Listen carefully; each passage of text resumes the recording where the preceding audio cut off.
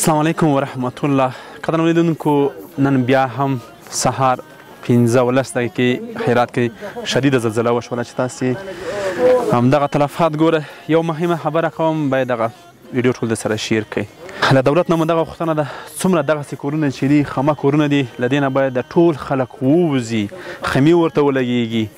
دا کورونه خامه دي او ډېر نازک دي، یوې عادي ډیچکې سره هم چپه کېږي.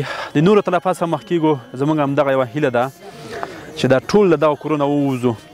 هر څومره کورونه چې موږ لیدلي دي، لکه خوست، ګیان کې موږ لیدلي دي، همدغسې خامه کورونه وو، هغه چپه شوي وو. همدغسې که نورو ځایونو کې موږ لیدلي دي چپه شوي وو. دغه کورونه تاسې ګوره ټوله خامه دي، همدغه چپه شوي دي. نو دولت ته مو دا هیله ده چې دا خلک ټول له دغه کورونو نه وباسي، خیمې ورته ولګوي، تر څو د نورو داسې پیښو مخه ونیول شي. منم چې هر څه د الله له طرفه دي، خو باید احتیاط وکړو. څو ورځې وړاندې سخته زلزله شوې وه، دا کورونه روغ پاتې وو، دا یې نن سهار داسې کړل. له دې معلومیږي چې دا کورونه ډېر نازک دي، دا ډېر د ژوند کول لپاره مناسب نه دي. احتیاط باید له ځان سره وکړو. دا خلک باید ټول له دغه کورونه وایستل شي، تر څو ورته خیمې ولګول شي. موږ هم حق حیران پاتې یو چې چېرته کومک وکړو، چېرته مرسته وکړو. پرون یو ورځ کې پیښه وي، نن بل ځای کې پیښه وي، بل ځای کې پیښه وي. راځئ چې احتیاط وکړو. پرون چې موږ نادرافي ته لاړو، هلته زلزله شوې وه، ټول کلی له منځه تللی و، مګر یو کلینیک ونه فېږه مکتب و، هغه روغ پاتې و، هغه پوخت و، اساسي ډول باندې جوړ شوی و. هغې نه خلک حمایه کېدل، هلته یې درملنه هم کېده، هغې ځای نه اوبه د شیان هم تقسیمېدل. هغه پوخ ځای پاتې شوی. نو دغه کورونه چې داسې وو، ټول کلی داسې خاورو سره خاوره شوی و. له دې معلومېږي چې دا کورونه خامه دي، باید له دې کورو کې ژوند ونه کړي.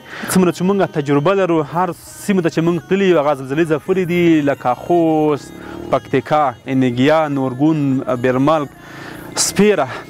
موږ چې څومره لیدلي دي خامه کورونه چې هغه نازک کورونه وو، هغه زلزلې چپه کړي، هغې کې ډېر تلفات وو، هغې کې ډېر شهیدان وو. له دې معلومېږي چې داسې خامه کورونه ډېر عادي کورونه دي. دولت ته مو دغه هیله ده، که نور داسې کورونه وي، باید دغه خلک ترې وایستل شي، یو ځای ورته جوړ شي، تر څو راتلونکي کې د داسې پیښو مخه ونیول شي. ولې دلته زموږ ډېر هیوادوال شهیدان کېږي، دلته زموږ مالي او ځاني ځایونه بیخي ډېر دي. د دې په ځای باید ورته کورونه جوړ شي، د دې په ځای ورته یو اساسي ځای جوړ شي، تر څو په راتلونکي کې د داسې پیښو مخه نیول شوې وي. موږ چې زموږ دغه پیغام ټولو ته ورسېږي او دولت دغه اقدام وکړي چې د خلک ټول له کورونو وباسي، او بیا تاسو سره موږ د داسې ځایونو خبر شریک نه کړو چې دلته زموږ هیوادوال شهیدان شوي یا زخمیان شوي یا دغه مالي او ځاني زیانونه یې لیدلي دي، او چې د کوم دي د دوی غم وخورو، دوی سره مرستې وکړو. انشاءالله د موږ مرستې دوی سره دوام لري، دوی دپاره به موږ مرستې کوو او همدغسې حق یو. او تاسو نه دغه غوښتنه دغه پیغام در سره شیر کړئ.